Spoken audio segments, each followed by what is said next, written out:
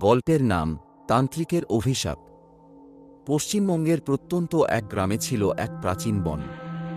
সেই বনের গভীরে থাকত এক তান্ত্রিক। গভীর রাতে গ্রামের মানুষ মাঝে মাঝে তার মন্ত্রোচ্চারণ শুনতে পেত। অনেকে বলতো সে নাকি অশুভ শক্তির সাধনা করে। একদিন গ্রামের ধনাঢ্য জমিদার হরিহর বাবু অসুস্থ হয়ে পড়লেন। বহু চিকিৎসা করেও কোনো কাজ হল না। তখন এক বৃদ্ধ বলল, তান্ত্রিকের কাছে যাও, তিনিই পারেন এর সমাধান দিতে। কেউ সাহস করছিল না, কিন্তু জমিদারের এক বিশ্বস্ত কর্মচারী গেল সেই তান্ত্রিকের কাছে। তান্ত্রিক গভীর রাতে তাকে একটি তাবিজ দিয়ে বলল, এটি জমিদারের গলায় বেঁধে দিও, কিন্তু যদি কোনো কারণে এটি খুলে যায় তবে ভয়ঙ্কর কিছু ঘটবে।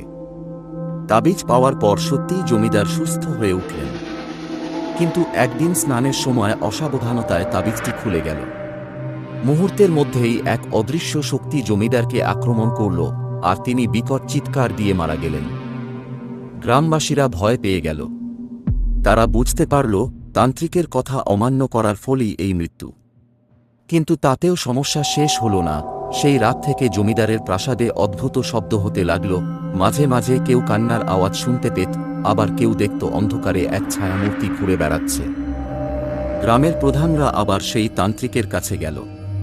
এবার তিনি বললেন, এই আত্মা এখন অভিশপ্ত হয়ে গেছে, একে মুক্ত করতে হলে বড় ত্যাগ স্বীকার করতে হবে।